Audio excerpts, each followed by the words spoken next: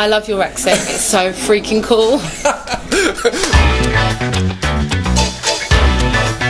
Komende kerst vieren wij Tina Turner's carrière met de musical Soul Sister in Den Haag. Maar voor een voorproefje reizen we vandaag al heel vroeg in de ochtend naar Londen.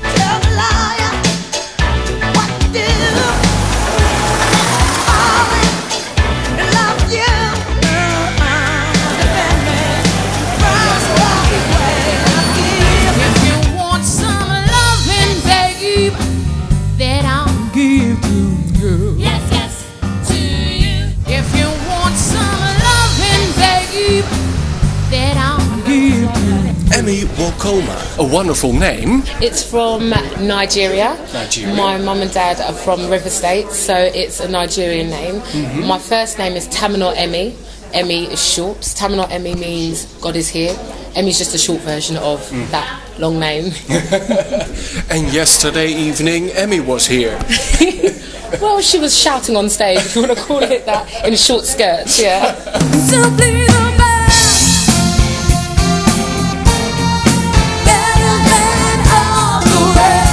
What is your first recollection of Tina? We're talking about Tina Turner.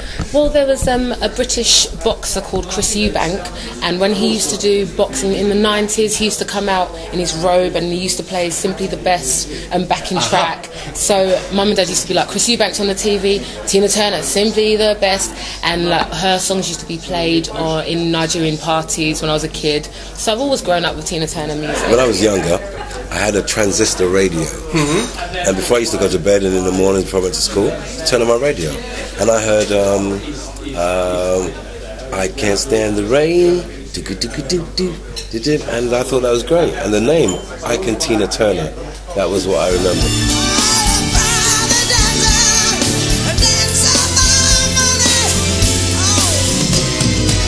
Just unique. She's in a league of her own, just performance expression wise, and I think she set the bar for female performers in terms of capturing that energy and sassiness and talent on stage. That's what I love about her. If she set the bar that high, how on earth did you try to audition? I don't know. I think I must have lost my mind at the time. Who wouldn't want to play Tina Turner? I think she... Not me. Well, I'll put a wig on you, then you might feel different. But I think she embodies what everyone wants to be on stage, you know, that kind of freedom, that sassiness, and it was an opportunity I couldn't really turn down. So when I got the job, I thought, gosh, someone's lost their mind. But I thought, let them not think about it, I'll play it, I'll go for it. I love you.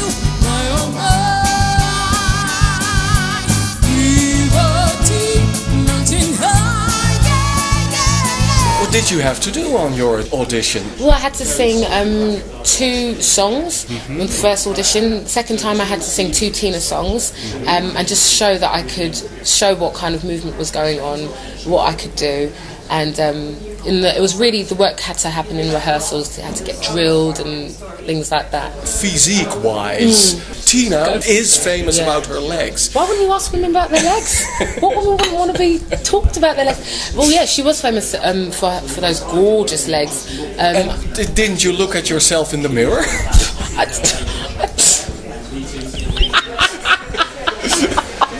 Well, I knew I was going to get my legs out, so I thought, you know what, I work as a fitness instructor, so I thought squats, lots of cardio, you've got to get those legs toned. They're going to be out all the time, so I just thought, yeah.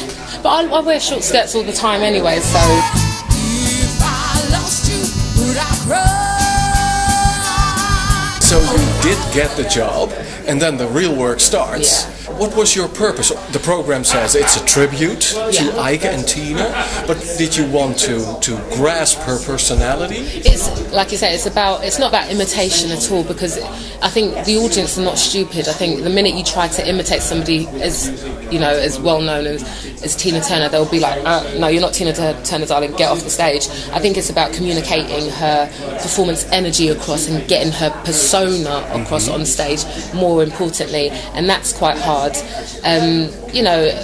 Everyone can do a Tina Turner impression to a certain extent, but it's about telling her story physically through acting. Come on now, I'm asking you nice. And I'm saying no nice. Come on. Some of this cake. Come on. Piece of cake. Yeah. Oh, so you done lost your motherfucking mind. Leave her alone, Ike. 19 years ago there was a movie, What's Love Got to Do with It? In Holland it was called Ike Tina. Angela Bassett was Oscar nominated. My recollection was Tina was more of a victim. You are not that kind of a victim. Well, I saw yesterday. Well, I think it's Hollywood. That's a Hollywood depiction of the story, and it's for Hollywood's sake. I love the movie personally. I think everyone loved it, but I think Hollywood have to do what they need to do to, get their tickets sold. Basically, yeah. But I think what we do in this production is we try and tell a balanced story. We don't hide away from what actually did happen. But I think Tina did not want to be seen as a victim. She wanted to be seen as somebody who stayed with him for a reason. She loved him, and he loved her in his own way, believe it or not. But she's a survivor. She's not a victim. I think in the part of Ike, it was very one-dimensional. It was just concentrated on the violent, bad side. Now, a lot of people don't know Ike. Their only recollection of Ike is from his music, but his personality is from the movie. And I don't think there's anybody in the world that is that one-dimensional. So for me, the actor, to play Ike, it was a chance to be more round, show his good side, his bad side, his even more emotional side than just one thing. So I hope I'm being a real person as opposed to a baddie in a film. The 3 or 4 times you slap Tina, the audience is quite shocked. You can hear them being shocked. Yes, I heard them being shocked. And obviously when we get that reaction from the crowd, I love it, but that means I'm doing my job well. But I think it becomes from the fact some of them, there's no build-up. It's a real thing, it's a natural, it's an outburst of energy that he can't really, something that's trapped within him. Yes. His frustrations. And when he was young, he saw his father killed in front of him. So that emotion sometimes has no release. And throughout his life, we find that, he's a nice human guy with human feelings, but sometimes when the pressure gets to him, the only way he can release that is to lash out, and with no warning. And that's what makes it more brutal in the show, which is there's no warning. It's just a lash of anger, and that's really, it would be upsetting to me to see that if I was in an audience, and that is why I think the audience reacts like that.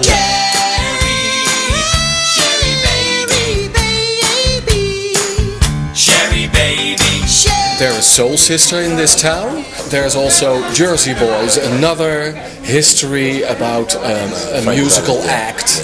And there are lots more of those jukebox musicals. Back in Holland, there is a tendency to dislike jukebox musicals because the music was there already. What do you think of the phenomenon of jukebox musicals as opposed to the Phantom of the Opera? Well, look, I think if you spend money to go and have a good night of entertainment in any shape or form, if it's good entertainment, it could be anything. Jukebox musicals, I'm not saying that they're best. It's not Shakespeare. It's not the best plays in the world. It's not the best music in the world. It's something, it's something for, if people like, they come and see. If they don't like, they don't come and see. It's but what you do want is somebody taking it seriously. Somebody, you want to see talented people. You want to have a good night out at a theatre. And jukebox musicals, most of them are a good night out in the theatre. There's nothing more, there's nothing less. It's just a good night out. If you want some hugging, baby, I can hug some girl. Yes, all I want is baby. Soul Sister is 2/3 of musical, drama. Yeah. And the last third, it was a rock concert. Yeah, I think you can't get away from it. 50-60% of the audience come to see Tina Turner's music.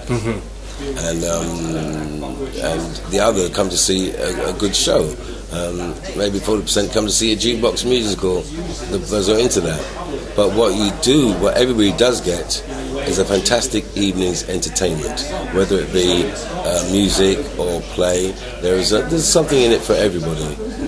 The stage design, the costumes, it's good theatre. In Act 1 it's very story-based driven. So in Act 2 I think people kind of know what's happening in the relationship. So I think Act 2 is quite fast-paced, and you know, songs, because you know the songs in Act 2, it's kind of familiar to your ears and to your senses. So I think that's why people kind of think, oh wow, we're in a concert version. But the script's always developing and always changing as well. So by the time we get to The Hague, it'll be something. You'll be in for a nice surprise. We'll be there. Yeah, definitely. Did someone already tell you about the auditorium you're playing in? Apparently it's ginormous. Because the Savoy Theatre is very intimate compared to the World Forum Theatre. I can't wait. Hopefully we're going to have to fill it up. We're going to have to deliver that energy across, and I can't wait for that challenge.